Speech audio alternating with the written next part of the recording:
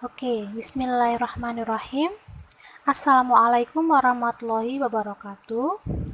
Perkenalkan, kami dari kelompok 4, kelas farmasi 2A, mata kuliah farmakologi dasar, yang beranggotakan yang pertama, Anis Fitria, yang kedua Atika Indarwati, yang ketiga Fitron Fauzi, yang keempat Vera Indriana, yang kelima Imelia Nur Safitri, yang keenam Noventia Hendriana, yang ketujuh Rika Gigit Rahayu, yang kedelapan Rizky Hilda Saputri, yang kesembilan Sabrina Diva F, yang kesepuluh Vinda Merlani.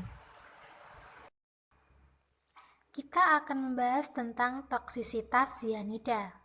Toksisitas sianida. Sianida, pengertian sianida, merupakan senyawa kimia yang bersifat toksik dan merupakan jenis racun yang paling cepat aktif dalam tubuh sehingga dapat menyebabkan kematian dalam beberapa menit. Sianida secara tradisional dikenal sebagai racun dan telah digunakan dalam pembunuhan massal, upaya bunuh diri, dan sebagai senjata perang. Sianida dalam dosis rendah dapat ditemukan di alam dan ada pada setiap produk yang bisa kita makan atau kita gunakan. Sianida dapat diproduksi oleh bakteri, jamur, dan ganggang. Sianida juga ditemukan pada rokok, asam kendaraan bermotor, dan makanan seperti bayam, bambu, kacang, tepung tapioka, dan singkong. Paparan sianida bisa melalui saluran pernafasan, melalui mata dan kulit, serta saluran pencernaan. Gejala yang ditimbulkan oleh zat kimia sianida ini bermacam-macam, mulai dari nyeri kepala, mual, muntah, sesak nafas, hingga tidak sadarkan diri. Bentuk sianida dan toksisitasnya. Masing-masing senyawa sianida mempunyai bentuk dan kecepatan aktif atau toksisitas yang berbeda di dalam tubuh, baik sianida sintetis maupun sianida alami. Yang pertama, contohnya toksisitas sianida sintetis. Sianida sintetis lebih cepat aktif dibandingkan dengan sianida alami atau asal tanaman. Ada 3 bentuk sianida sintetis. Pertama, senyawa sianida sederhana atau simple cyanide compounds seperti natrium cyanida atau NaCN dan kalium cyanida atau KCN yang dikenal dengan nama potas, berupa kristal putih dan sering digunakan sebagai racun ikan. Potas mudah didapatkan di pasaran dan bersifat 1000 kali lebih toksik pada hewan yang hidup di air dibandingkan pada manusia. Bentuk senyawa sianida kedua adalah sianida kompleks logam sangat lemah dan sangat kuat.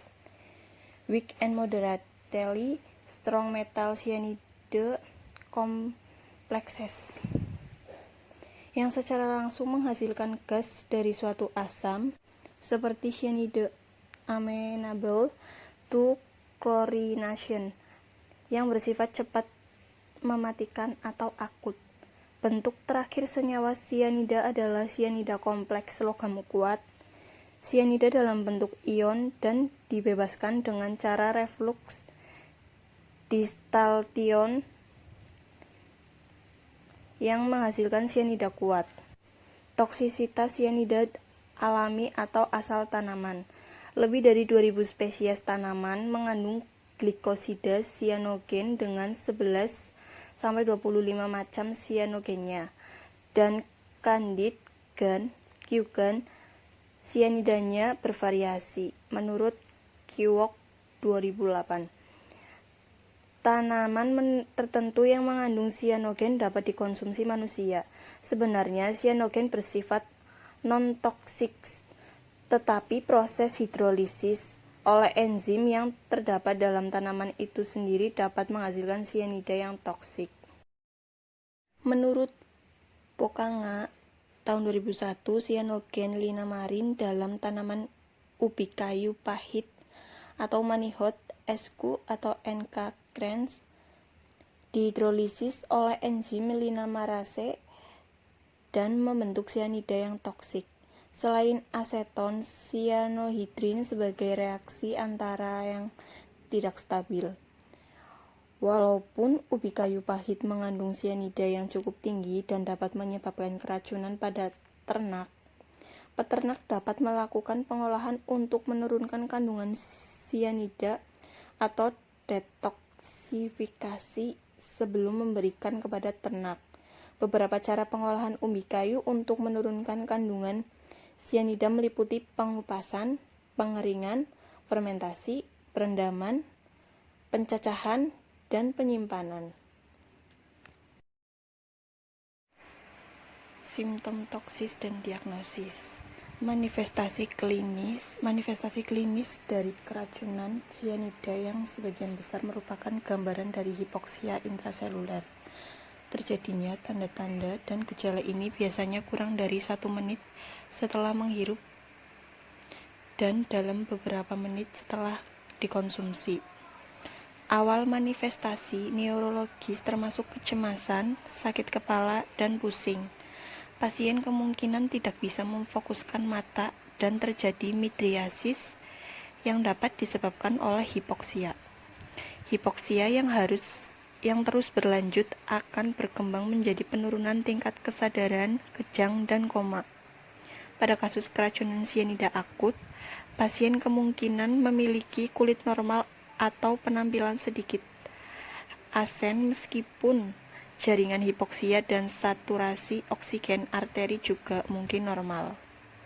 Hipoksia adalah kondisi kurangnya pasokan oksigen di sel dan jaringan tubuh Untuk tanda-tanda awal dari keracunan sianida pada sistem respirasi antara lain yakni dengan pernafasan yang cepat dan dalam, yang mana terjadi perubahan pada sistem respirasi ini disebabkan oleh adanya stimulasi pada kemoreseptor perifer dan sentral dalam batang otak. Hal ini terjadi dalam upaya mengatasi hipoksia jaringan. Sianida juga memiliki efek pada sistem kardiovaskuler, di mana pada awalnya pasien akan mengalami gejala berupa palpitasi, diaporesis, pusing, ataupun kemerahan. Mereka juga akan mengalami peningkatan curah jantung dan tekanan darah yang disebabkan oleh adanya pengeluaran katekolamin. Di samping itu juga terjadi vasodilasi pembuluh darah, hipotensi, dan penurunan kemampuan inotropik jantung. Sianida juga menekan nodus sinoatrial atau SA node dan menyebabkan terjadinya aritmia, serta mengurangi kekuatan kontraksi jantung. Dengan demikian, selama terjadinya keracunan sianida, status hemodinamik pasien menjadi tidak stabil karena adanya aritmia ventrikel, bradikardia, blok jantung, henti jantung, dan bahkan kematian. Konsentrasi serum sianida lebih besar dari 0,5 mg per liter biasanya berhubungan dengan keracunan sianida akut.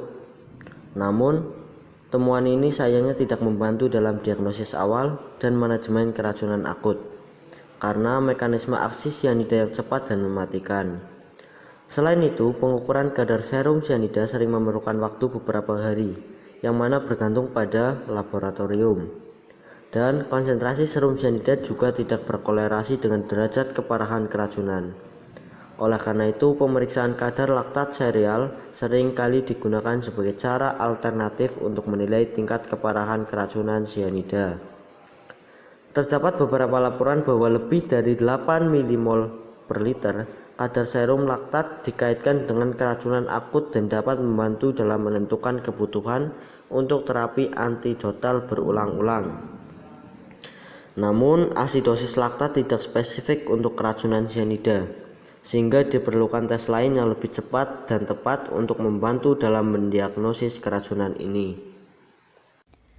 Efek toksis dan mekanisme farmakologinya.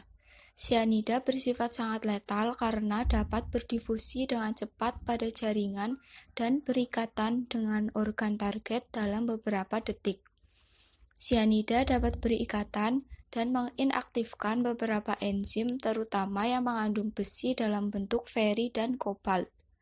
Kombinasi kimia yang dihasilkan mengakibatkan hilangnya integritas dan efektivitas enzim. Sianida juga dapat menyebabkan terjadinya hipoksia intraseluler melalui ikatan yang bersifat irreversibel dengan sitokrom oksidase A3 di dalam mitokondria. Hipoksia itu sendiri merupakan kondisi kurangnya pasokan oksigen di sel dan jaringan tubuh untuk menjalankan fungsi normalnya. Hipoksia merupakan kondisi berbahaya karena dapat mengganggu fungsi otak, hati, dan organ lainnya dengan cepat.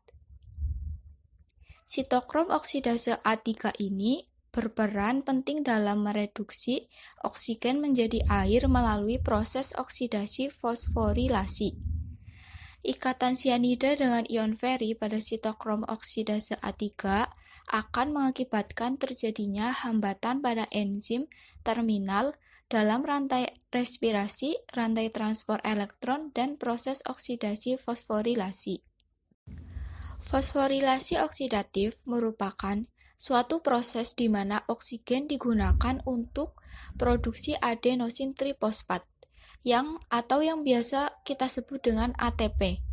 Gangguan pada proses ini akan berakibat fatal karena proses tersebut penting untuk mensintesis ATP dan berlangsungnya respirasi seluler. Suplai ATP yang rendah ini mengakibatkan mitokondria tidak mampu untuk mengekstraksi dan menggunakan oksigen, sehingga walaupun kadar oksigen dalam darah normal, tetapi tidak mampu digunakan untuk menghasilkan ATP. Akibatnya adalah terjadi pergeseran dalam metabolisme dalam sel, yaitu aerob menjadi anaerob. Penghentian respirasi aerobik juga menyebabkan akumulasi oksigen dalam vena. Pada kondisi ini, permasalahannya bukan pada pengiriman oksigen, tetapi pada pengeluaran dan pemanfaatan oksigen di tingkat sel. Hasil dari metabolisme aerob ini berupa penumpukan asam laktat yang pada akhirnya akan menimbulkan kondisi metabolik asidosis. Kemudian, penghambatan pada sitokrom oksidase A3 ini bukan merupakan satu-satunya mekanisme yang berperan dalam keracunan sianida. Terdapat beberapa mekanisme lain yang terlibat, di antaranya penghambatan pada enzim karbonik anhidrase yang berperan penting untuk memperparah kondisi metabolik asidosis dan ikatan dengan metaglobin yang terdapat konsentrasinya antara 1-2% dari kadar hemoglobin. Ikatan sianida ini menyebabkan jenis hemoglobin ini tidak mampu mengangkut oksigen. Sianida atau bahan kimia umumnya masuk ke dalam tubuh melalui beberapa cara, antara lain yang pertama melalui mulut karena tertelan atau yang disebut dengan ingesti, yang kedua melalui paru-paru karena terhirup melalui mulut atau hidung yang disebut dengan inhalasi, yang ketiga melalui kulit karena terkena cairan atau spray. Melalui mulut karena tertelan ingesti. Sebagian keracunan terjadi melalui jalur ini. Anak-anak sering menelan racun secara tidak sengaja dan orang dewasa terkadang bunuh diri dengan menelan racun. Saat racun tertelan dan mulai mencapai lambung, racun dapat melewati dinding usus dan masuk ke dalam pembuluh darah. Semakin lama racun tinggal di dalam usus, maka jumlah yang masuk ke pembuluh darah juga semakin besar dan keracunan yang terjadi semakin parah. B. Melalui paru-paru karena terhirup melalui mulut atau hidung, inhalasi. Racun yang terbentuk gas, uap, debu, asap, atau spray dapat terhirup melalui mulut dan hidung dan masuk ke paru-paru. Hanya partikel-partikel yang sangat kecil yang dapat melewati paru-paru. Partikel-partikel yang lebih besar akan bertahan di mulut, tenggorokan, dan hidung dan mungkin dapat tertelan. Melalui kulit yang terkena cairan atau spray, orang yang bekerja dengan zat-zat kimia seperti pestisida dapat teracuni jika zat kimia tersemprot atau terpecik ke kulit mereka, atau jika pakaian yang mereka pakai terkena pestisida. Kulit merupakan barrier yang melindungi tubuh dari racun. Meskipun beberapa racun dapat masuk melalui kulit, paparan secara intravena dan inhalasi menghasilkan timbulnya tanda dan gejala yang lebih cepat dibandingkan dengan paparan secara oral dan transdermal.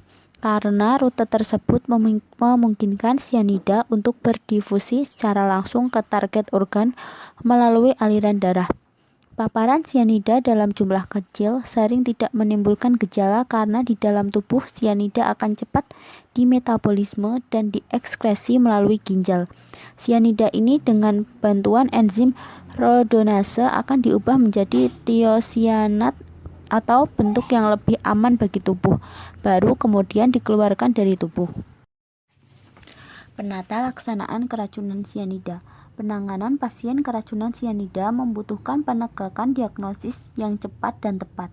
Selain itu, diperlukan keputusan klinis yang cepat untuk mengurangi risiko morbiditas dan mortalitas pada pasien. Tingkat risiko pasien sangat dipengaruhi oleh dosis dan durasi paparan sianida pada pasien. Pada prinsipnya, manajemen terapi keracunan sianida bisa mengikuti langkah-langkah berikut. A. Dekontaminasi. Dekontaminasi disesuaikan dengan jalur paparan. Secara umum bisa dikategorikan sebagai berikut. 1. Inhalasi. Pindahkan pasien ke lokasi yang bebas dari asap paparan dan tinggalkan pakaian pasien. 2. Mata dan kulit. Tinggalkan pakaian yang terkontaminasi, cuci kulit yang terpapar dengan sabun dan atau air. Irigasi mata yang terpapar dengan air atau salin. Lepaskan lensa kontak. Yang ketiga, saluran pencernaan. Jangan menginduksi emesis. Arang aktif bisa diberikan bila pasien dalam keadaan sadar dan masih dalam waktu 1 jam sejak terpapar sianida. Isolat emesis bisa diberikan untuk membantu pengeluaran hidrogen sianida. Yang selanjutnya, bantuan hidup dasar dan bantuan pertama pada penyakit jantung atau Basic Life Support (BLS) atau Advanced Cardiac Life Support (ACLS). Menurut American Heart Association Guidelines tahun 2005, tindakan BLS ini dapat disikat dengan teknik ABC: airway, membebaskan jalan nafas, breathing, memberikan nafas buatan, dan circulation, pijat jantung pada kondisi syok. Namun, pada tahun 2010, tindakan BLS diubah menjadi CAB, Circulation, Breathing, Airway.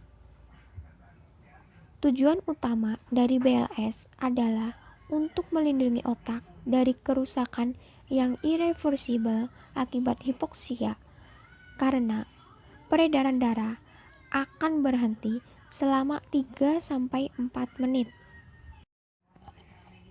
Yang selanjutnya, pada kasus keracunan sianida di mana terjadi penurunan utilisasi, pemberian oksigen 100% pada pasien dengan masker non-rebreather atau tube endotrakeal bisa membantu. Hal ini bisa membantu efektivitas penggunaan antidot dengan mekanisme kompetisi dengan sianida ke sisi ikatan sitokrom oksidase. Selanjutnya, terapi antidot. Salah satu kunci keberhasilan terapi keracunan sianida adalah penggunaan antidot sesegera mungkin dengan pengalaman empiris tanpa harus mengetahui kondisi kesehatan detail pasien terlebih dahulu. Di Amerika, ada 2 antidot yang telah disetujui oleh FDA, yaitu kit antidot sianida yang sudah digunakan selama puluhan tahun serta hidroksokobalamin yang disetujui pada tahun 2006. Kit antidot sianida merupakan kombinasi dari 3 jenis antidot yang bekerja sinergis, yaitu amil nitrit, sodium nitrit, dan sodium triosulfat. Pemilihan antidot yang akan digunakan membutuhkan pertimbangan klinis dari tenaga kesehatan terkait dengan keuntungan, kontraindikasi, dan efek samping antidot yang juga disesuaikan dengan kondisi klinis pasien. Hidrokokobalamin sendiri di luar Amerika sudah digunakan lebih dari 30 tahun karena lebih aman untuk digunakan pada pasien hamil yang memiliki riwayat hipotensi dan pasien yang terpapar sianida melalui jalur inhalasi. Di samping itu, efek sampingnya relatif lebih kecil dan lebih mudah diaplikasikan untuk kondisi prehospitalisasi. Lalu yang terakhir ada terapi pendukung.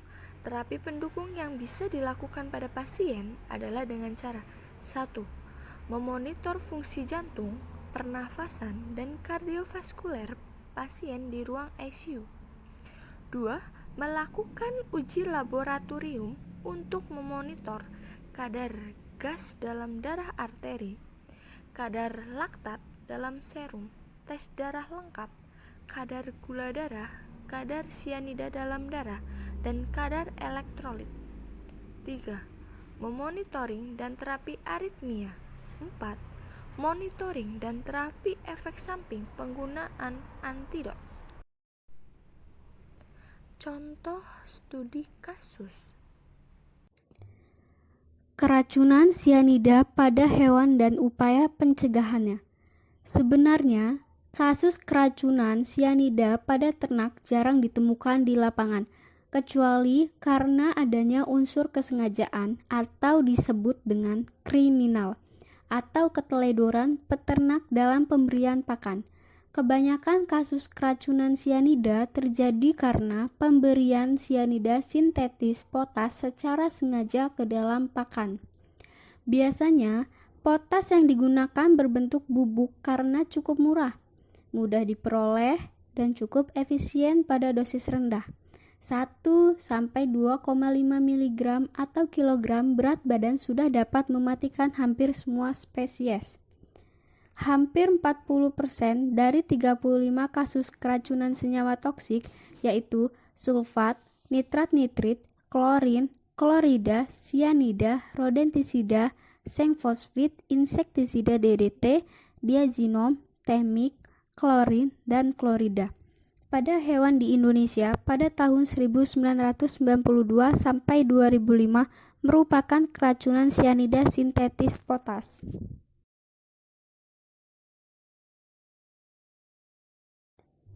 Selanjutnya, kasus keracunan alami atau disebut dengan asal tanaman biasanya disebabkan kelalaian dalam memberikan pakan hijau-hijauan.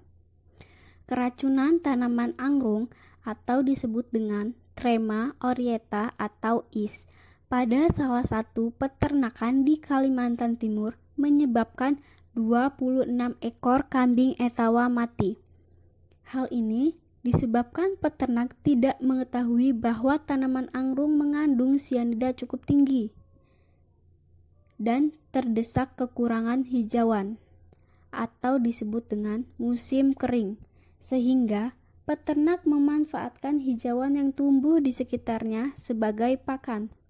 Di Venezuela terjadi kematian ternak babi akibat keracunan sianida setelah mengkonsumsi ubi kayu pahit asal sisa. Kemudian pengobatan.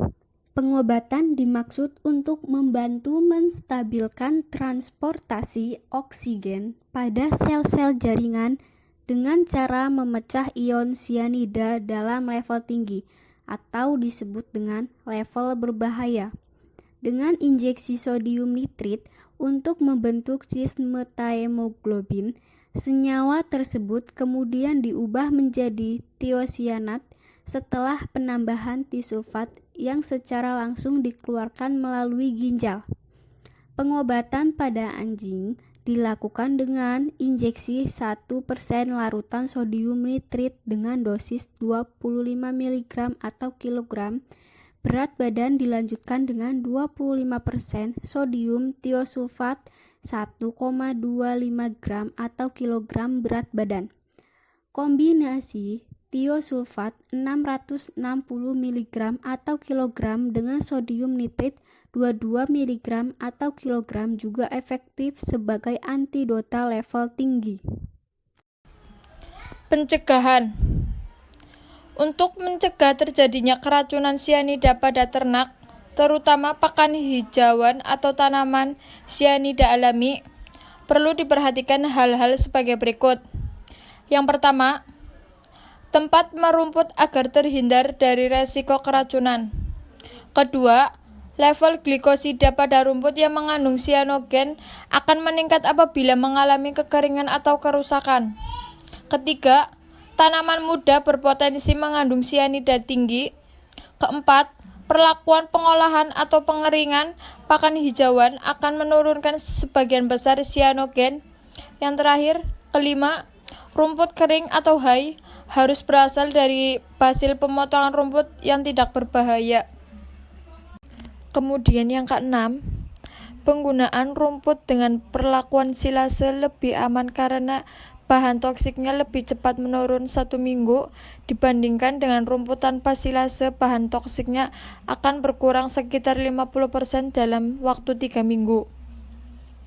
Ketujuh, penggunaan rumput dalam bentuk dipotong-potong lebih aman dibandingkan dengan tanaman utuh.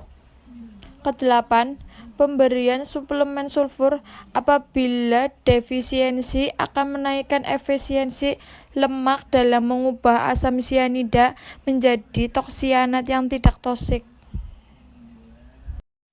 9. Untuk tanaman sorghum agar dihindari menyimpan tanaman yang muda tingginya kurang dari 50 cm. Pakan asal ubi kayu, terutama jenis ubi kayu pahit, perlu diolah lebih dahulu dengan pemotongan dan pengeringan tanpa mengurangi kualitas umbi. Bagian daun yang mengandung sekitar 20% protein cukup dipotong dengan dikeringkan atau dilayukan. Sianida sintetis umumnya ditemukan dalam buangan limbah industri emas, selain logam merkuri, sehingga sumber air minum harus diperhatikan agar tidak terkontaminasi buangan limbah industri tersebut. Kesimpulan, untuk menolong seseorang yang terpapar sianida melalui udara dan makanan, kita bisa membawanya ke ruang terbuka, dan apabila diperlukan, memberinya teknik kompresi dada atau CPR, namun jangan memberinya napas buatan langsung dari mulut. Penting diketahui harus berhati-hati menangani orang yang kulit atau pakaiannya terkena zat sianida. Tindakan yang terbaik yang bisa kita lakukan adalah dengan menghubungi petugas medis agar kita tidak ikut terkontaminasi. Keracunan sianida pada hewan umumnya disebabkan oleh racun potas. Pengobatan yang cukup efektif adalah dengan injeksi kombinasi tiosulfat dan sodium nitrit. Upaya pencegahannya yaitu mencegah hewan ternak merumput pada area yang diwaspadai mengandung sianida.